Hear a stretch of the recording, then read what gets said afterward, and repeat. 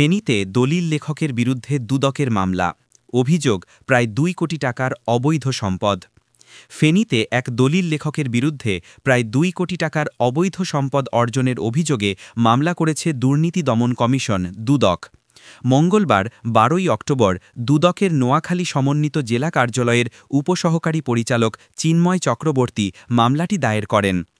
অভিযুক্ত মীর মোহাম্মদ ফেনী সদর উপজেলার ধর্মপুর ইউনিয়নের জোয়ারকাছার মজলিশপুর গ্রামের আবু বক্কর ছিদ্দিকের ছেলে। তিনি সাব রেজিস্ট্রার কার্যালয়ের সাবেক দলিল লেখক ছিলেন।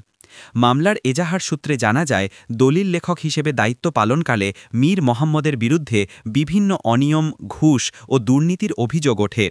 অভিযোগের ভিত্তিতে দুদক তদন্ত করে দেখতে পায় তিনি ২০২৩ সালের ৮ আগস্ট দুদকে জমা দেওয়া সম্পদ বিবরণীতে ১,৮৩,২৭,৫৭৬ টাকার সম্পদ গোপন করেছেন।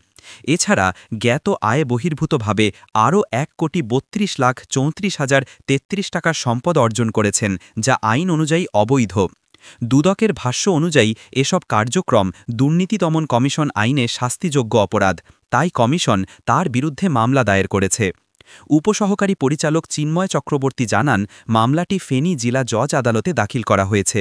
ফেনীতে দুদকের বিশেষ ট্রাইব্যুনাল না থাকায় এটি নোয়াখালী দুদক ট্রাইব্যুনালে স্থানান্তর করা হবে। এরপর আদালত অভিযুক্তের বিরুদ্ধে গ্রেপ্তারি পরোয়ানা জারি করে পরবর্তী আইনি পদক্ষেপ গ্রহণ করবে। তবে অভিযুক্ত মীর মোহাম্মদের সঙ্গে যোগাযোগের চেষ্টা করা হলেও তার ব্যবহৃত মোবাইল ফোনটি বন্ধ পাওয়া গেছে।